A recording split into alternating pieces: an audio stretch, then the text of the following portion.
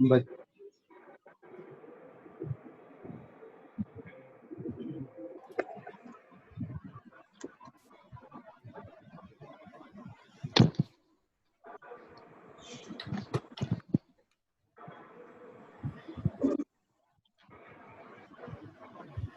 Good morning, all.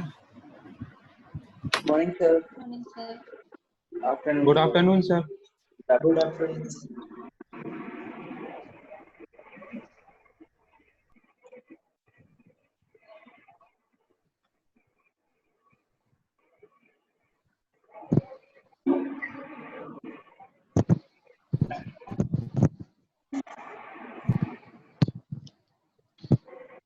So today we are starting new topic, virtual work.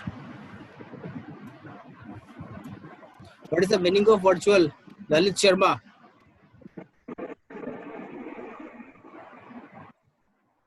Krishna mic off कर लो. जी sir. Lalit, yes sir. what is the meaning of virtual? Virtual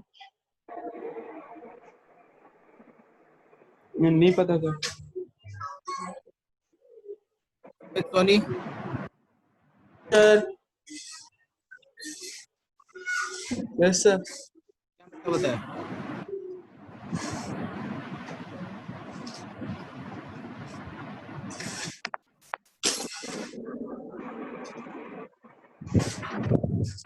Krishna,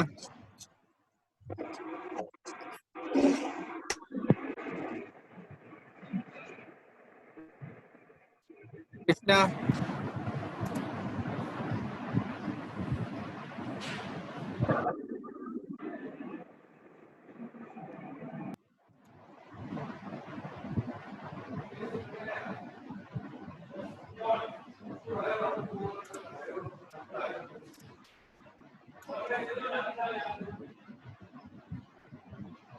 sir अपन उसके आसपास में मतलब उसको detect कर सकते हैं पर कंप्लीटली अगर नहीं बता पाए.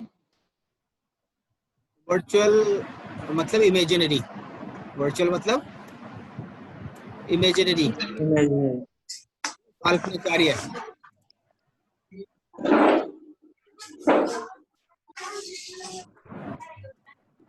तो वर्चुअल वर्क की जो डेफिनेशन है, इसका स्टेटमेंट है वो इस प्रकार से है. जब कोई भी सिस्टम किसी इक्विलिब्रियम के अंदर होगा तो क्या होगा? There will be no motion, ठीक है, और अंडर यूनिफॉर्म मोशन. तो इक्विलिब्रियम के अंदर जो वर्क डन होगा सिस्टम ऑफ फोर्सेस है, that will be equal to zero. कोई बॉडी इक्विलिब्रियम में है, so there will be no displacement in the system. But under virtual work we consider that there is a small change in displacement, and that small displacement is only imagined. वो हम मानते हैं, केवल होगा नहीं कोई भी डिस्प्लेसमेंट, और वो imagined displacement is called virtual displacement of the system. तो force multiply virtual displacement is called virtual work. So when a system or a body is in equilibrium under the action of set of forces, there is displacement and accordingly no work is done. However, if the system is imagined to undergo any arbitrary or small displacement, यानी यदि कोई system को imagine किया जाए कि वो किसी उसके अंदर कुछ डिस्प्लेसमेंट हो रहा है, then there will be some work can be assumed also. So the imaginary small displacement given to the system is called virtual displacement, and the product of the resultant force and the virtual displacement in the direction of force is called virtual work. तो virtual force क्या होता है? Force equals to work equals to force multiply displacement. But in case of virtual work, force multiply virtual displacement. That is virtual work. इसका statement, the principle of virtual work may be stated as the work done on a rigid body or a system of rigid bodies in equilibrium when acted upon a set of forces is zero for any virtual displacement compatible with the constraints on the system. इसका उल्टा कह सकते हैं हम, if the algebraic sum of the virtual work for every virtual displacement is 0, the system is in equilibrium.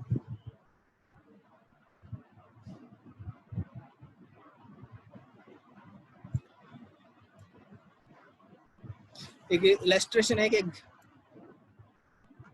ये कोई एक road है, ए और बी कोई रोड है जिसका ओ फलक्रम है, ओ फलक्रम है, इसके अबाउट ये रोटेट कर सकती है। पॉइंट ए के ऊपर कोई भी पी फोर्स लगाया जाए, पॉइंट ए के ऊपर पी फोर्स लगाया जाए तो ये ए डैश पे चली जाती है, ठीक है। तो ये कहना चाहता है कि बी पॉइंट पे कितना फोर्स लगाया जाए कि ये रोड हॉरिजॉन्टल रहे, ये रोड हॉरिजॉन्टल रहे। तो इसके अंदर पी फोर्स लगाया तो इसमें डेल थीटा डिस्प्लेसमेंट आता है, इधर भी और इस डायरेक्शन के अंदर भी। और ये इनकी डिस्टेंस है ए, फलक्रम से पॉइंट ए की डिस्टेंस है ए और बी से डिस्टेंस है बी। तो हमें क्यू फाइंड आउट करना है with the help of virtual work. तो यदि मैं यहाँ पे पी फोर्स लगाता हूँ तो ये इस ऊपर की डायरेक्शन में डिस्प्लेसमेंट होता है डेल थीटा एंगल से। तो चूंकि ये डिस्प्लेसमेंट, ये एंगल स्मॉल है काफी, तो मैं इसको स्ट्रेट लाइन कंसीडर कर सकता हूँ। So what will be the distance A dash? Deepchand Bishnoi,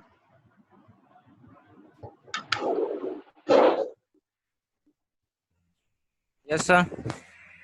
A dash की वैल्यू क्या होगी?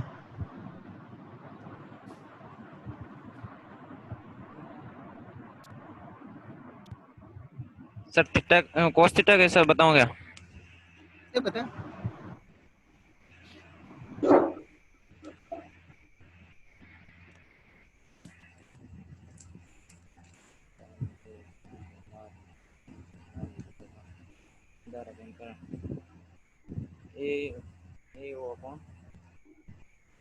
ये एक रोड है, ठीक है, ए बी रोड है, ये इस पे फोर्स लग रहा है तो एक ये यदि घूमेगी तो क्या एक सर्कुलर पाथ पे घूमेगी, ये घूमेगी ना।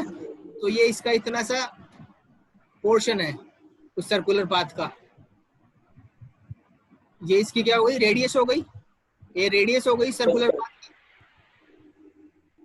इसको मैं डेल थीटा से मल्टीप्लाई कर दूं तो इसकी वैल्यू आ गई है। सो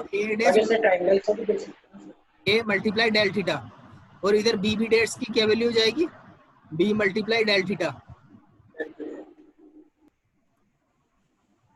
So consider a road AB which can rotate about a fulcrum O. A vertical upward force P has been applied at an end A, and it is required to find the vertical downward force that need to be applied at end B to keep the road horizontal. So हमें imagine करता है, let it be imagined that the road rotates through an angle theta del theta and takes the position A dash B dash, and the displacement of A is A dash and the that of the B is B B dash. तो एक point का displacement A dash हो गया और B point का displacement B B dash हो गया। For small angular rotation of the road, these displacements can be taken as perpendicular to AB, and accordingly we can write A dash equal to A del theta and B B dash equal to B del theta. So work done by force P क्या होगा, P force multiply displacement in the direction of force, P multiply A del theta. Yes sir. ऐसे force work done by force Q, that will be minus Q multiply B del theta. Upward direction में कोई forces लगेंगे तो उनका work done हम positive और downward positive माना है तो उसको नेगेटिव कंसीडर करें। तो टोटल वर्क क्या हो जाएगा, P A del theta minus Q B del theta. Yes sir. As per the definition of virtual work, this work done should be equal to 0 if the system is equilibrium. यदि system equilibrium में है तो ये virtual work है, ये इनका total कितना होना चाहिए, इक्वल टू 0 के बराबर होना चाहिए। 0 होना। तो according to the principle of virtual work, total work done has to be 0। So we can write PA del theta minus QB del theta equals to 0. From here we can find out the value of Q.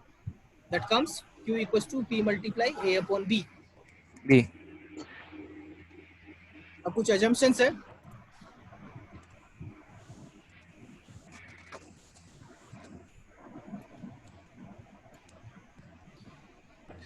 following forces do not work and are omitted while applying the principle of virtual work. Omitted मतलब उनको neglect किया जाता है. For example, tension in light inextensible string. कोई string हो तो उसके अंदर कोई tension है तो उसको neglect किया जाएगा.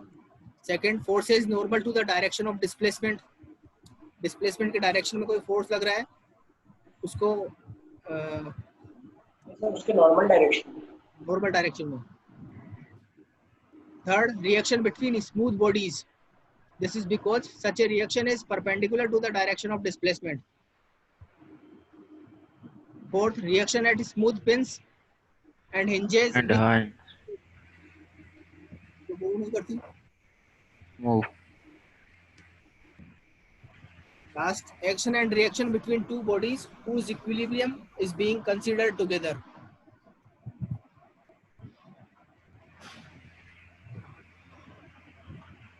Reaction at a point or an axis fixed in space around which the body is constrained to turn. ये तुम्हें याद रखना है, जितने भी हैं assumptions है, ये एग्जाम में पूछ सकता है. Write down the assumptions of virtual work.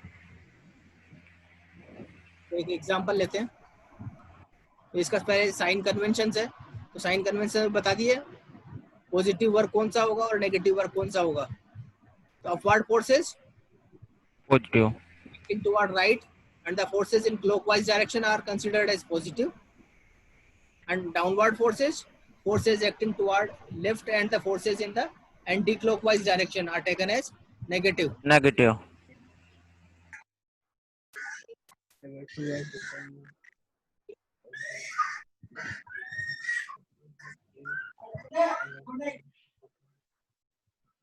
Question है, a beam has been loaded and supported as shown figure.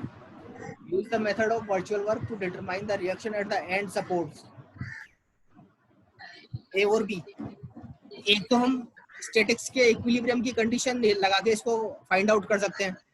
Sigma fx equal to 0 और sigma fy equal to 0. Reaction sigma fy तो लगाऊंगा तो क्या आएगा, RA RB equal to 10 plus 15. इस RA plus RB equal to 25 आ जाएगा.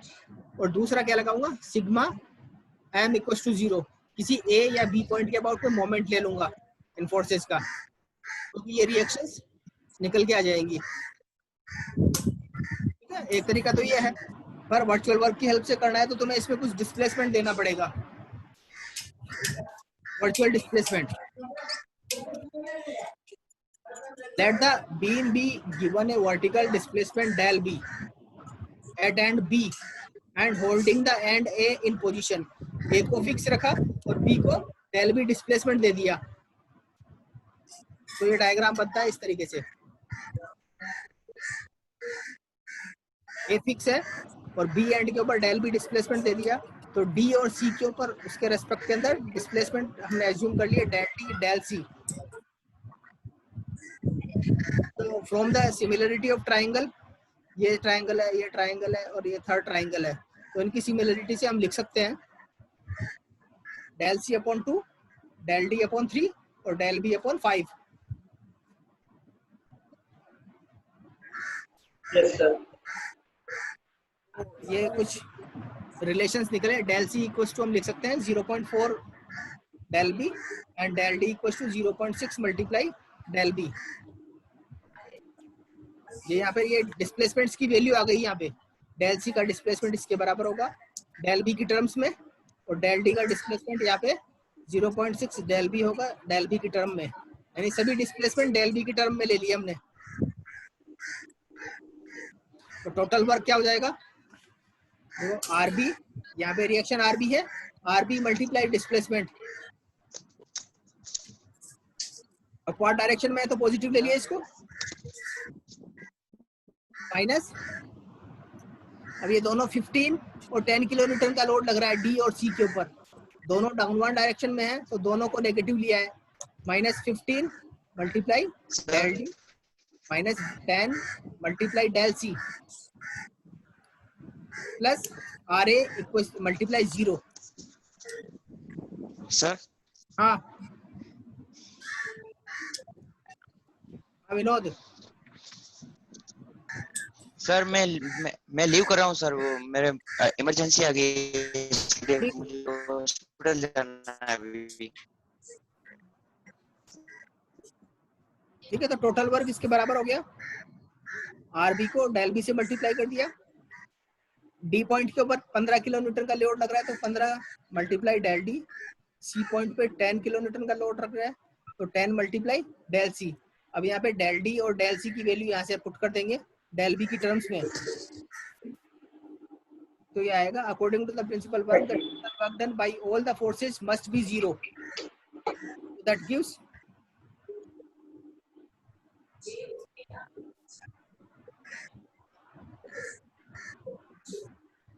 RB की वैल्यू आ गई इससे 13 किलोन्यूटन, 13 किलोन्यूटन।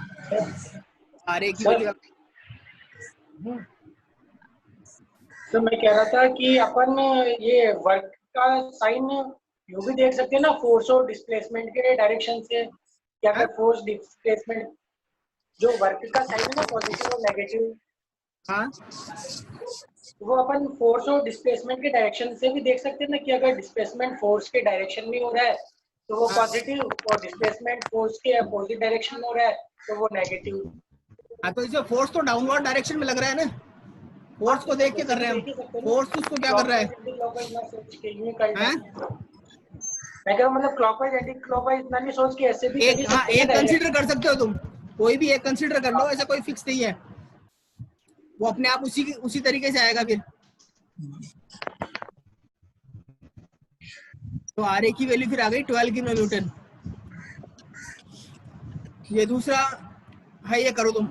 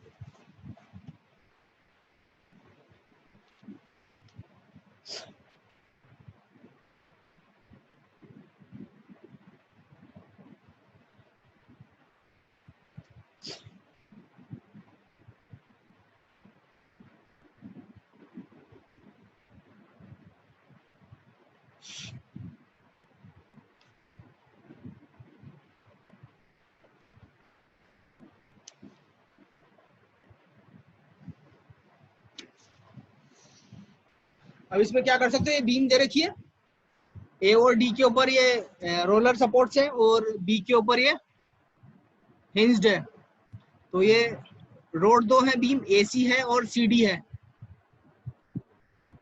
तो ए और डी से मैं इसको मूवमेंट नहीं दे सकता, सी से मैं इसको डिस्प्लेस कर सकता हूँ, पॉइंट सी से इसको अपवर्ड डायरेक्शन में यदि कोई डिस्प्लेसमेंट दूं, उसको अज्यूम कर लो डिस्प्लेसमेंट को तुम, फिर उसके बाद में दोनों बीम्स का अलग अलग इक्विलिब्रियम कंसीडर करते हुए फोर्सेस फाइंड आउट करो।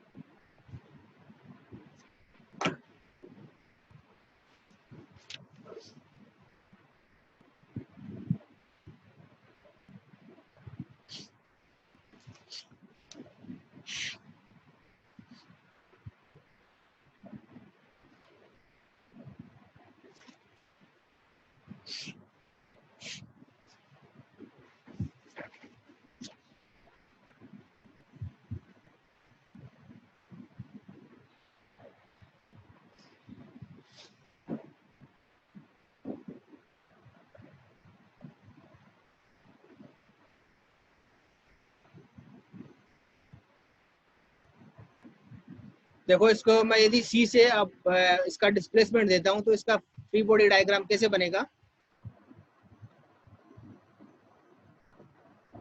देखो, let the system be given vertical upward virtual displacement yc at the point c holding at the ends a and d। तो इसका ज्योमेट्रिकल कॉन्फ़िगरेशन इस तरीके से बनेगा, दिख रहा है?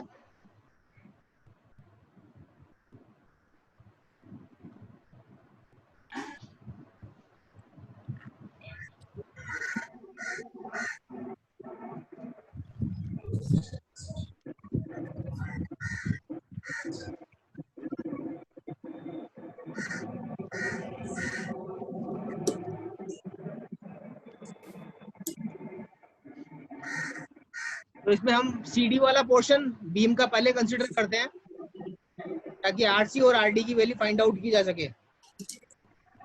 तो इसमें वही सिमिलरिटी ऑफ ट्राइंगल तुम अप्लाई करोगे और YE और YC की वैल्यूज फाइंड आउट करो with the help of similarity of triangle. तो YB और YE की वैल्यू आती है 7/9 मल्टीप्लाई YC और YE equal to 6/10 YC।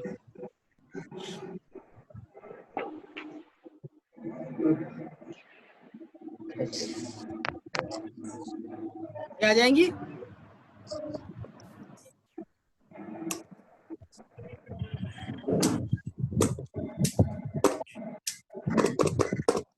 Sumit, yes sir. क्या आ जाएंगी वैल्यूज? Yes sir. ठीक है, तो ये वैल्यूज आ गई। तो अब इसके ऊपर हमने कंसीडरिंग बीम CD, केवल CD को कंसीडर किया और C पॉइंट के ऊपर एक RC एक रिएक्शन अज्यूम कर ली अपवर्ड डायरेक्शन में कि उस RC के कारण डिस्प्लेसमेंट हो रहा है YC।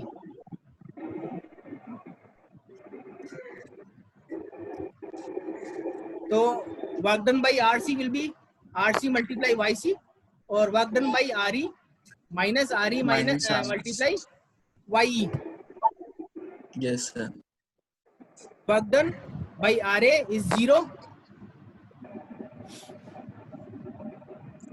because there is no virtual displacement at A। तो टोटल वर्क कितना हो गया? RC multiply YC minus RE multiply YE and this should be equal to 0 as per virtual work। तो वैल्यूज जो है उसकी पुट कर दी हमने। RE की वैल्यू हमारे पास में थी तो RE की वैल्यू हमने पुट कर दी है। तो RC की वैल्यू निकल के आती है 420 किलो न्यूटन। हमने ये CD पोर्शन कंसीडर किया था। तो ये the positive sign with RC suggests that the assumption of RC acting upward on beam CD is correct। अब हम जब AC कंसीडर करेंगे तो हम RC को डाउनवर्ड डायरेक्शन में कंसीडर करेंगे for equilibrium condition because this RC should be nullify.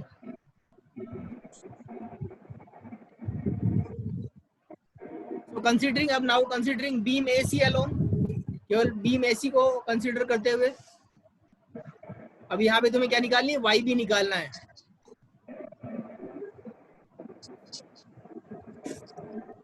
Since RC is upward on CD, so it must be downward on AC।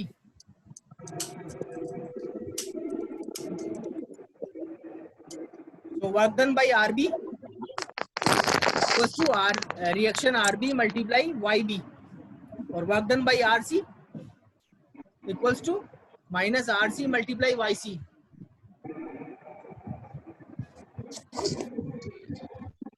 Work done by RD is 0 since there is no virtual displacement. So total work will be RB multiply YB minus RC multiply YC. इनको भी equal to 0 के बराबर कर देंगे as per principle of virtual work.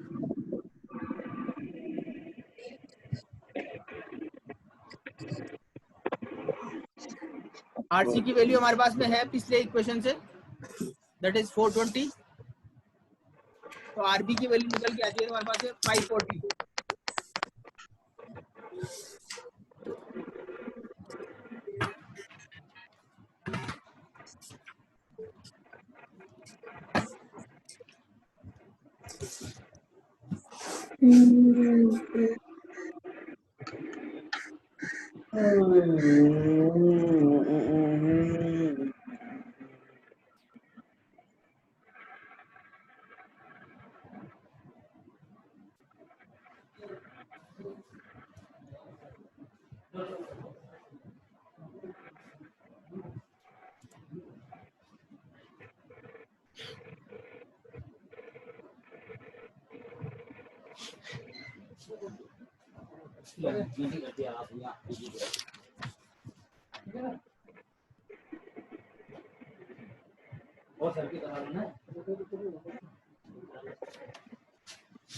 सुनो ये PC गोली को दे दोगे, पीसी गोली को लगा लेगा.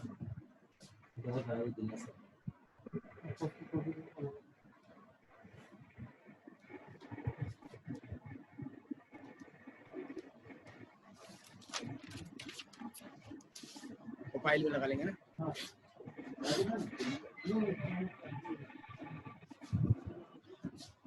ठीक है, ये क्लियर है Krishna? Yes sir. Yes sir. ये वैल्यूज आ गई. ठीक है, ये हमारा ये यूनिट फर्स्ट यहाँ पे कंप्लीट है. अब इसका मैं तुम्हें असाइनमेंट सेंड करूंगा. ठीक है, नेक्स्ट यूनिट होगा हमारा centre of gravity end moment of inertia. तो इस वीक नेक्स्ट वीक चालू करेंगे हम ये centre of gravity end moment of inertia. इस वीक तो असाइनमेंट सबमिट करना है, तो मैं नेक्स्ट पिछली कोई क्लास नहीं है सर, मतलब क्लास का मैं बता दूंगा, इन्फॉर्म कर दूंगा क्लास लेनी है कि नहीं लेनी. ठीक है, पर असाइनमेंट सर वो सबमिट करोगे. इनके नोट सर मतलब वो PDF सेंड कर देना. हाँ, सेंड कर दूंगा. ठीक है सर. ये एक मेथड्स ऑफ जॉइंट्स वगैरह भी है ना सर प्लेन ट्रेसेस में. हाँ classification of truss, determinacy of truss. हाँ, तो ये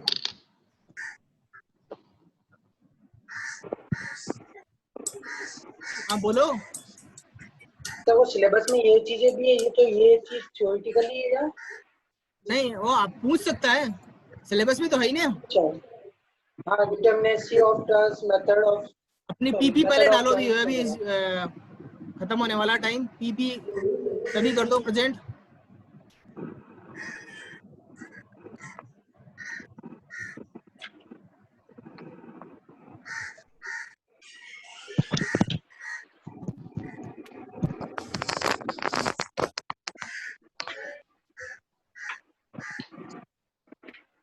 ठीक है, इसमें फर्स्ट यूनिट में हमने सभी टॉपिक टच कर लिए हैं. Yes sir.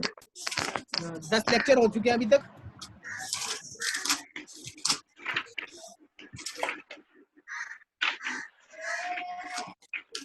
ठीक है, okay. Okay sir. Thank you sir. Thank you sir.